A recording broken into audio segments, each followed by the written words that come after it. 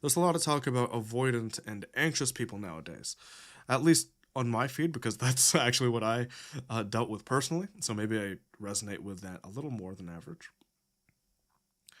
But it'll essentially show how avoidant people typically start ghosting, and this comes from a place of emotional underdevelopment, right? But if you're the anxious person in this scenario and you've done the internal work, you'll realize that all we can ever do is provide the opportunity for people to work with us, right? We give them a chance.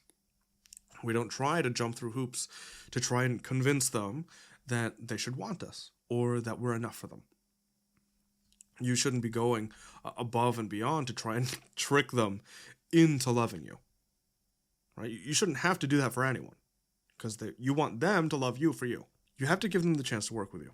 So when we give them that chance and we can voice that we understand where they're coming from, or try and be a bit more reasonable and understanding and supportive, maybe they're having a hard time. And once you send that message, that's kind of that. The rest is on them. Like, we've done all we could because that's the only thing within our control. Communicating is really all you can do. And so if we did our part, the rest is on them. And really realizing that is difficult when you think that you have to jump through a bunch of hoops in order to be loved. Because then everything in your mind, anyways, revolves around how you approach things, right? You have to put in the work so that they can respond the way that you want.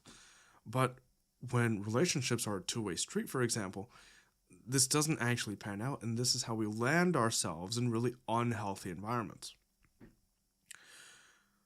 Doing all these things stop being nearly as daunting. And I'm talking about the open communication and healthy living and all that. And it's not as daunting once we have a solid sense of self and we start to realize that the situation is that all we can do is our best. So if people don't respond well or they aren't willing to work with us, then it's kind of whatever. Like, sure, it sucks in the moment, but you're also avoiding a really negative situation, right? Because then you're just gonna be this person's slave for the next X amount of years, and their seeming lack of care, because we don't really know the full picture for anyone. We don't really know what they're dealing with. If people don't respond in the way that you'd like, it doesn't actually mean that you are unlovable, right? Even though that's what our minds default to. And this approach is pretty fantastic for relationships of any sort, because then we can avoid the toxic ones. It's either we communicate healthily and cooperate with each other, or that's it. It's over. And so there are no games to be played when we have a strong sense of self and we're able to articulate all these things plainly and try to be more understanding to each other.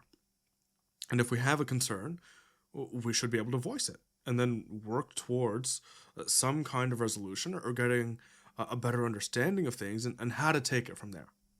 Right? So the internal work is essential for a much healthier approach to life, because then we're changing the game both for ourselves and in relation to others. And doing this will help us to regulate our own emotional and mental well-being, because now we can see hardship and negative situations in a new light.